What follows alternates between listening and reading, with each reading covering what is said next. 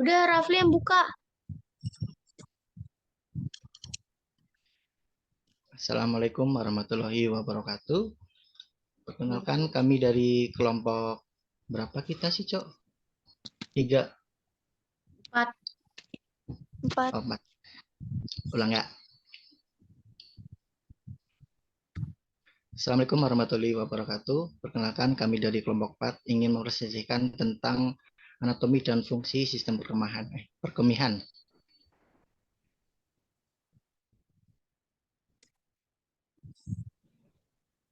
Lanjut.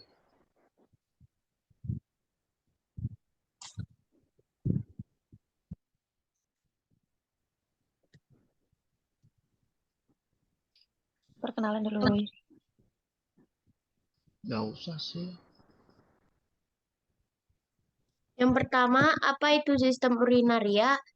Sistem urinaria adalah suatu sistem tempat terjadinya proses penyaringan darah sehingga darah bebas dari zat-zat yang tidak dipergunakan oleh tubuh dan merayap zat dan menyerap zat yang masih dipergunakan oleh tubuh.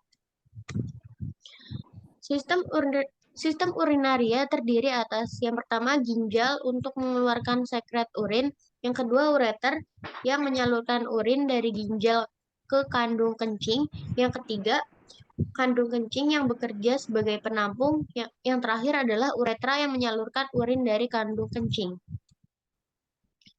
Ginjal. Ginjal adalah suatu kelenjar yang terletak di bagian belakang cavum abdominis di belakang peritoneum pada kedua sisi vertebra lumbalis 3, melekat langsung pada dinding belakang abdomen. Fungsi ginjal yaitu memegang peranan penting dalam mengeluarkan zat toksin racun. Yang kedua, mempertahankan suasana keseimbangan cairan. Yang ketiga, mempertahankan keseimbangan kadar asam dan basa dalam tubuh. Yang keempat, mempertimbangkan keseimbangan garam dan zat pada tubuh. Yang kelima adalah mengeluarkan sisa-sisa metabolisme hasil akhir dari ureum. Selanjutnya akan dijelaskan oleh Rafli. Uji fungsi ginjal. Yang pertama ada uji protein atau albumin. Ini bila ada kerusakan pada glomerulus atau tubulus, maka protein akan bocor dan masuk ke urin. Yang kedua ada uji konsentrasi urenum darah. Ini bila ginjal tidak cukup mengeluarkan ureum, maka ureum darah naik di atas kadar normal 20-40 mg/sen.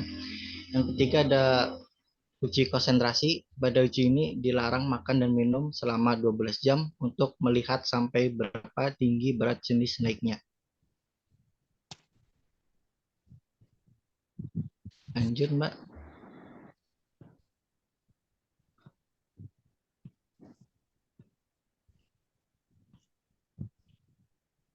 Struktur ginjal.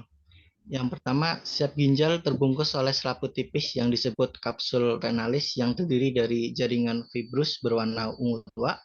Lapisan luar terdiri dari lapisan korteks dan lapisan sebelah dalam bagian medula berbentuk kerucut yang disebut renal piramid. Kerucut tadi menghadap kaliks yang terdiri dari lubang-lubang kecil disebut papilla renalis. Masing-masing piramid dilapisi oleh coleum renalis, jumlah renalis 15-16 buah. Garis-garis yang terlihat di piramid disebut tubulus nephron, yang merupakan bagian terkecil dari ginjal yang terdiri dari glomerulus, tubulus proximal, ansenale, tubulus distal, dan tubulus urinarius. Pada setiap ginjal diperkirakan ada 1 juta nefron selama 24 jam dapat menyaring darah 170 liter. Selanjutnya ada arteri renalis yang membawa darah murni dari aorta ke ginjal. Lubang-lubang yang terdapat pada piramid renal masing-masing membentuk simpul dari kapiler satu bagian Malvik yang disebut glomerulus. Pembuluh aferen yang bercabang membentuk kapiler menjadi vena renalis yang membawa darah dari ginjal ke vena cava inferior.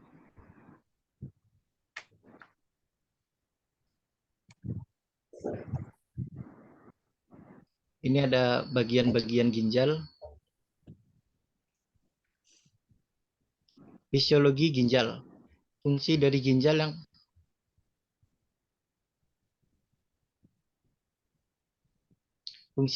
yang pertama mengatur volume air, mengatur keseimbangan osmotik dan mempertahankan keseimbangan ion yang optimal dalam plasma, mengatur keseimbangan asam basa cairan.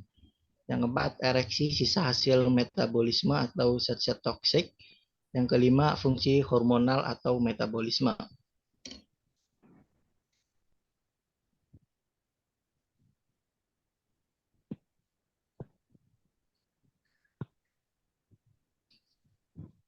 Ini adalah filtrasi glomerulus. Yang pertama, kapiler glomerulus secara relatif bersifat impermeable terhadap protein plasma yang lebih besar dan permeable terhadap air dan larutan yang lebih kecil seperti elektrolit, asam amino, glukosa, dan sisa nitrogen. Glomerulus mengalami kenaikan tekanan darah 90 mmHg.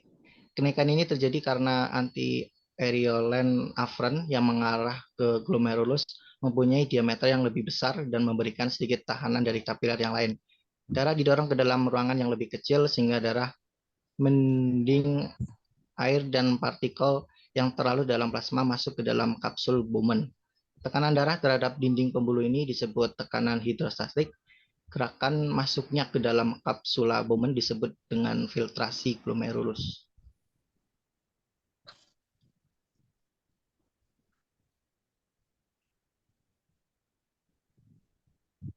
Lanjut. Ini 3 faktor pada proses. Selanjutnya akan dibacakan oleh Puspa. Ya, selanjutnya ada 3 faktor pada proses filtrasi pada kapsula Bowman menggambarkan integrasi ketiga faktor. Yang pertama, tekanan osmotik atau TO. Tekanan yang dikeluarkan oleh air atau sebagai pelarut pada membran semipermeable sebagai usaha untuk menembus membran semipermeable ke dalam area yang mengandung lebih banyak molekul yang dapat melewati membran semipermeable. Pori-pori ke dalam kapiler glomerulus membuat membran semipermeable memungkinkan untuk melewati yang lebih kecil dari air, tetapi mencegah molekul yang lebih besar, misalnya protein dan plasma. Kemudian, tekanan hidrostik atau TH sekitar 15 mmHg dihasilkan oleh adanya filtrasi dalam kapsula dan berlawanan dengan tekanan hidrostatik darah. Filtrasi juga mengeluarkan tekanan osmotik 1-3 mmHg. Perbedaan tekanan osmotik plasma dengan cairan kapsula Bowman mencerminkan perbedaan konsentrasi protein. Perbedaan ini menimbulkan pori-pori kapiler mencegah protein plasma untuk difiltrasi. Tekanan hidrostatik plasma dan tekanan osmotik filtrat kapsula Bowman bekerja sama untuk meningkatkan gerakan air dan molekul permeable kecil dari plasma masuk ke dalam kapsula Bowman. Selanjutnya,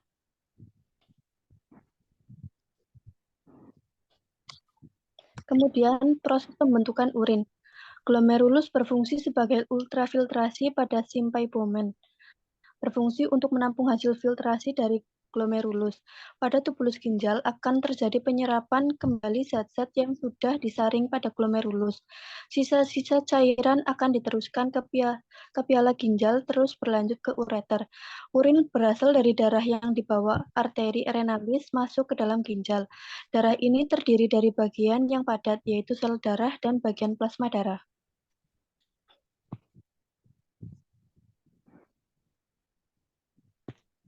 Kemudian, 3 tahap pembentukan urin. Yang pertama, proses filtrasi. Terjadi di glomerulus. Proses ini terjadi karena permukaan aferen lebih besar dari permukaan aferen, maka terjadi penyerapan darah. Sedangkan sebagian yang tersaring oleh bagian cairan darah kecuali protein. Cairan yang tersaring ditampung oleh simpai Bowman yang terdiri dari glukosa, air, natrium klorida, sulfat, bikarbonat, dan lain-lain yang diteruskan ke tubulus ginjal. Yang kedua, proses reabsorpsi. Proses ini terjadi penyerapan kembali sebagian besar glukosa, natrium, klorida, fosfat, dan ion bikarbonat. Prosesnya terjadi secara pasif yang dikenal oblogator reabsorpsi terjadi pada tubulus status, sedangkan pada tubulus ginjal bagian bawah. Yang ketiga, proses sekresi. Sisanya penyerapan urin kembali yang terjadi pada tubulus dan diteruskan ke piala ginjal. Selanjutnya diteruskan ke ureter masuk ke vesika urinaria.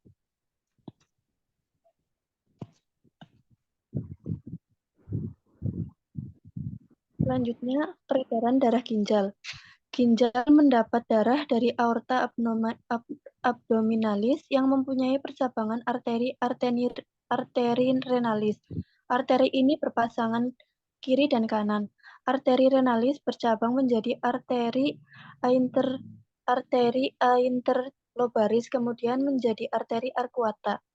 Arteri interloburalis yang berada di tepi ginjal bercabang menjadi kapiler membentuk gumpalan-gumpalan yang disebut glomerulus. Glomerulus ini dikelilingi oleh alat yang disebut simpai Bowman.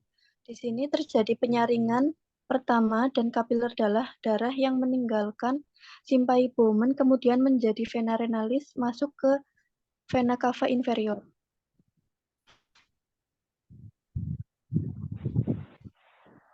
Kemudian persyarafan ginjal. Ginjal mendapat persarafan dari plexus renalis atau vasomotor. Saraf ini berfungsi untuk mengatur jumlah darah yang masuk ke dalam ginjal. Saraf ini berjalan bersamaan dengan pembuluh darah yang masuk ke ginjal. Di atas ginjal terdapat kelenjar suprarenalis. Kelenjar ini merupakan kelenjar buntu yang menghasilkan dua macam hormon, yaitu hormon adrenalin dan hormon kortison. Adrenalin dihasilkan oleh medula.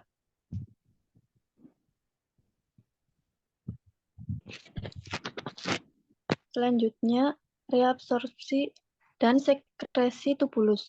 Sewaktu filtrat glomerulus memasuki tubulus ginjal, filtrat ini mengalir melalui bagian-bagian tubulus.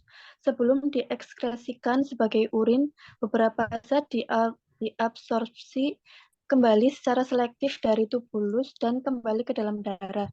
Sedangkan yang lain disekresikan dari darah ke dalam lumen tubulus. Pada akhirnya urin terbentuk dan semua zat dalam urin akan menggambarkan penjumlahan dari tiga proses dasar ginjal, yaitu filtrasi glomerulus, reabsorpsi tubulus, dan sekresi tubulus.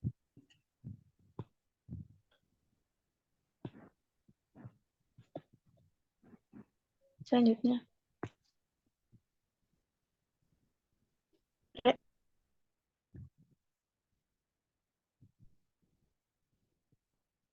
Harus ditransport melintasi membran epitel tubulus ke dalam cairan interstisial ginjal melalui kapiler peritubulus kembali ke dalam darah.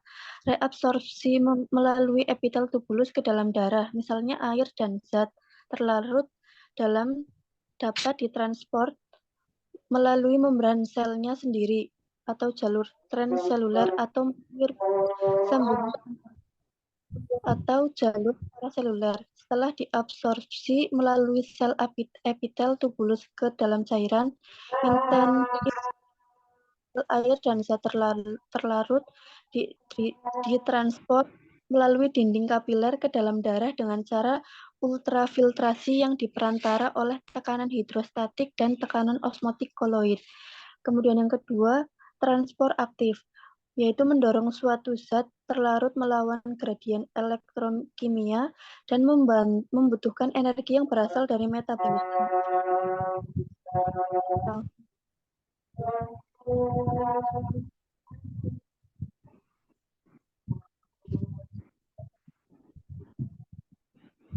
Selanjutnya, reabsorpsi tubulus proksimal. Sel tubuh proksimal mempunyai banyak sekali brush border, permukaan membran di molekul protein yang mentransport ion natrium melalui membran lumen yang bertalian dengan mekanisme transport nutrien organik atau asam amino dan glukosa. Tubulus proksimal merupakan tempat penting untuk sekresi asam dan basa organik seperti garam-garam, salat, urat, katekolamin. Kemudian regulasi reabsorpsi tubulus penting untuk mempertahankan keseimbangan yang tepat antara reabsorpsi tubulus dan filtrasi glomerulus. Adanya mekanisme saraf, faktor hormonal, dan kontrol setempat yang meregulasi reabsorpsi tubulus untuk mengatur filtrasi glomerulus, maka reabsorpsi beberapa zat terlarut dapat diatur secara bebas terpisah dari yang lain, terutama melalui mekanisme pengontrolan hormonal.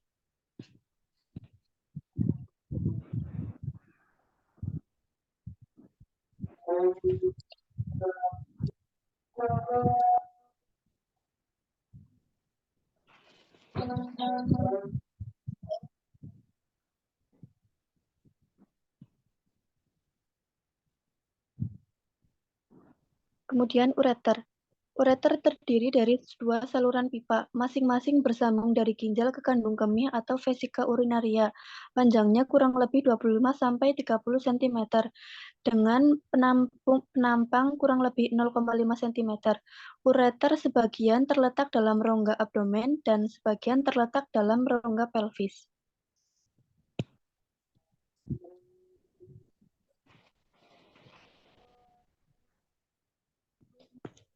Ureter pada pria. Ureter pada pria terdapat di dalam visura seminalis atas dan disilang oleh ductus deferens dan dikelilingi oleh plexus vesicalis. Selanjutnya, ureter berjalan oblique sepanjang 2 cm di dalam dinding vesika urinaria pada sudut lateral dari trigonum vesica. Sewaktu menembus vesika urinaria, dinding atas dan dinding bawah ureter akan tertutup, dan pada waktu vesika urinaria penuh akan membentuk katup atau valvul dan urin dari vesika urinaria.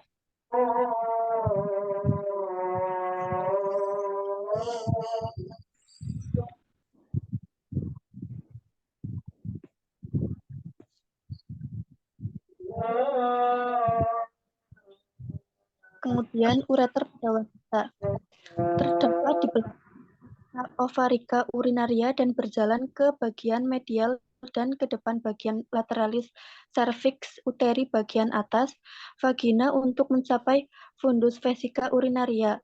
Dalam perjalanannya, ureter selanjutnya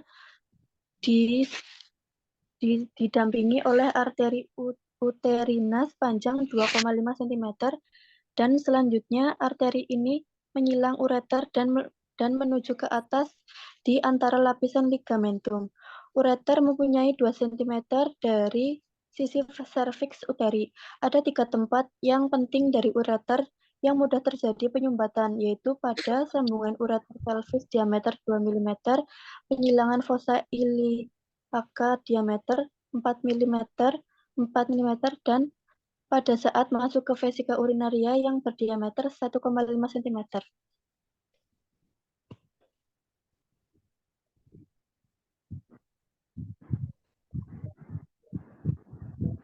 Selanjutnya dipresentasikan oleh Mbak Winara. Selanjutnya ada pembuluh darah ureter, yaitu yang pertama adalah arteri renalis, yang kedua arteri spermatica interna, yang ketiga arteri hipogastrika, yang keempat arteri vesika interior. Persyarafan ureter.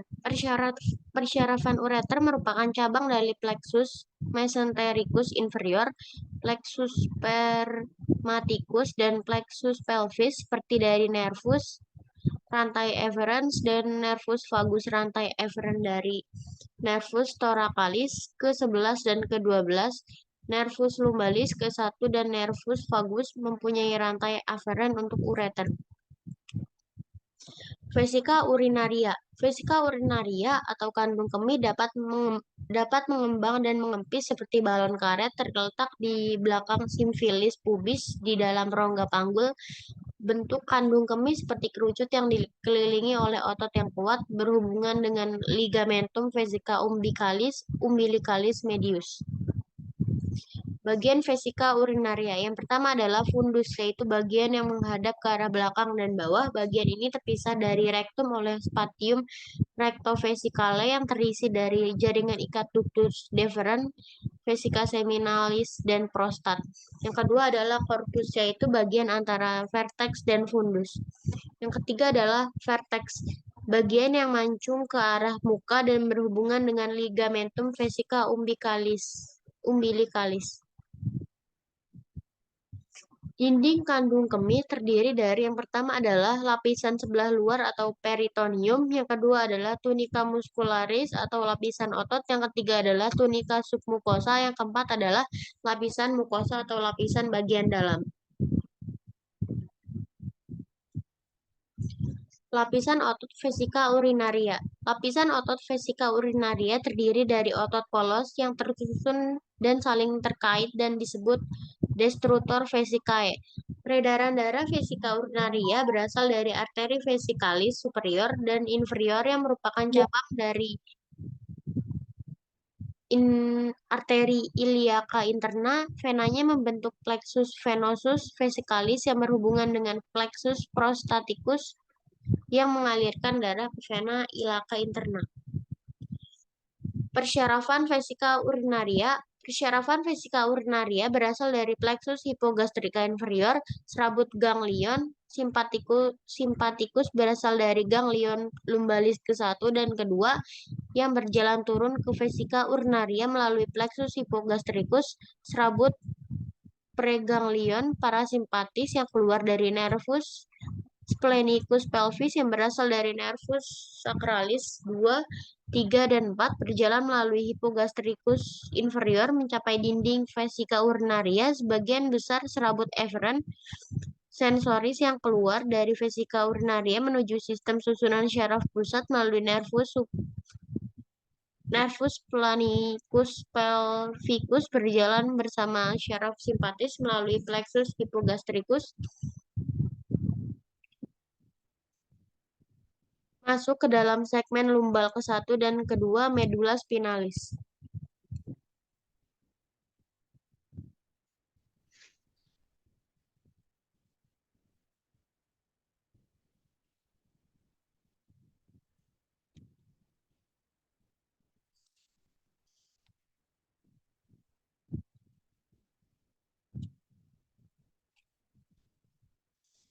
Uretra. Uretra merupakan saluran sempit yang berpangkal pada kandung kemih yang berfungsi menyalurkan air kemih keluar. Uretra pria. Pada laki-laki uretra berjalan berkelok-kelok melalui tengah-tengah prostat, kemudian menembus lapisan fibrosa yang menembus tulang pubis ke dalam penis, panjangnya kurang lebih 20 cm. Uretra pada laki-laki terdiri dari uretra prostatia, uretra membranosa, uretra cavernosa, dan lapisan uretra pada laki-laki terdiri dari lapisan mukosa, lapisan paling dalam, lapisan submukosa. Uretra pada wanita. Uretra pada wanita terletak di belakang simfilis pubis, berjalan miring sedikit ke arah atas. Panjangnya kurang lebih 3-4 cm. Lapisan uretra wanita terdiri dari tunica muscularis sebelah luar, lapisan spongeosa merupakan plexus dari vena-vena, lapisan mukosa, lapisan sebelah dalam. Muara uretra pada wanita terletak di sebelah atas vagina antara klitoris dan vagina, dan uretra di sini hanya sebagai saluran ekresi. Apabila tidak berdilatasi, diameternya 6 cm, uretra ini menembus fascia diafragma urogenitalis dan orifium eksternal langsung di depan permukaan vagina 2,5 cm di belakang glans klitoris. Glandula uretra bermuara ke uretra. Yang terbesar diantaranya adalah glandula pars uretralis secne yang bermuara ke dalam orifisium uretra yang hanya berfungsi sebagai saluran ekresi. Diafragma urogenitalis dan orifisium eksternal langsung di depan permukaan vagina dan 2,5 cm di belakang glans klitoris. Uretra wanita jauh lebih pendek daripada pria dan terdiri atas lapisan polos yang diperkuat oleh sphincter otot rangka pada muaranya. Penonjolan berupa kelenjar dan jaringan ikat fibrosa longgar yang ditandai dengan banyak sinus venosus. mirip jaringan cavernosus. Selanjutnya, ini adalah distal dan proksimal uretra pada perempuan dan laki-laki. Mikturisi. Mikturisi adalah peristiwa pembentukan urin karena dibuat di dalam urin mengalirkan melalui ureter ke kandung kencing. Keinginan membuang air kecil disebabkan penambahan tekanan di dalam kandung kencing dan tekanan ini disebabkan isi urin di dalamnya. Hal ini terjadi bila tertimbun 170 sampai 230 mili. Mikturisi adalah gerak refleks yang dapat dikendalikan dan ditahan oleh pusat-pusat persyarafan yang lebih tinggi pada manusia. Gerakannya ditimbulkan kontraksi otot abdominal yang menambahkan tekanan di dalam rongga abdomen dan berbagai organ yang menekan kandung kencing membantu mengkosongkan. Kandung kencing dikendalikan syaraf pelvis dan serabut syaraf simpatis dari plexus hipogastrik. Ciri-ciri urin yang normal, jumlahnya rata-rata 1-2 liter sehari, tetapi beda-beda sesuai dengan jumlah cairan yang dimasukkan. Banyaknya bertambah pula bila terlampau banyak protein yang dimakan sehingga tersedia cukup cairan yang diperlukan untuk melarutkan ureanya. Yang pertama adalah warnanya bening oranye pucat tanpa endapan, tapi ada kalanya jinjot lendir tipis tampak terapung di dalamnya. Yang kedua adalah baunya, yaitu tajam. Yang ketiga adalah reaksinya sedikit asam terhadap lakmus dengan pH rata-rata 6. Yang selanjutnya adalah berat jenis berkisar dari 1010 sampai 1025. Komposisi urin normal. Urin terutama terdiri atas air, urea, natrium klorida. Pada seorang yang menggunakan diet yang rata-rata berisi 80 sampai 100 gram protein dalam 24 jam, jumlah persen air dan benda padat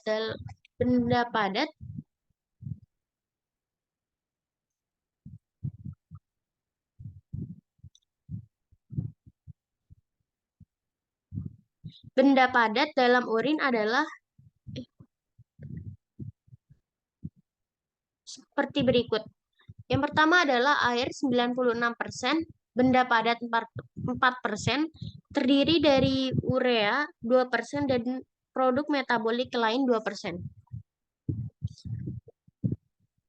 Ureum adalah hasil akhir metabolisme protein, berasal dari asam amino yang telah dipindahkan amonianya di dalam hati dan mencapai ginjal dan diekskresikan rata-rata 30 gram sehari. Kadar ureum darah yang normal adalah 30 mg setiap 100 cm darah, tetapi hal ini tergantung dari jumlah normal protein yang dimakan dan fungsi hati dalam pembentukan ureum. Asam urat, kadar normal asam urat di dalam darah adalah 2-3 mg setiap 100 cm, sedangkan 1,5 sampai 2 mg setiap hari diekskresikan ke dalam urin. Kreatin adalah hasil pembuangan kreatin dalam otot.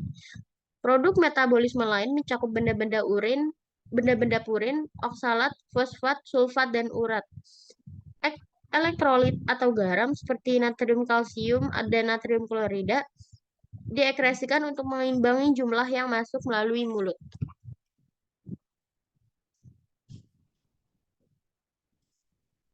Sekian dari kelompok kami, kurang lebihnya mohon maaf. Untuk Rafli, silahkan ditutup. Demikian presentasi dari kami, dari kelompok 4. Kurang lebihnya kami mohon maaf. Assalamualaikum warahmatullahi wabarakatuh.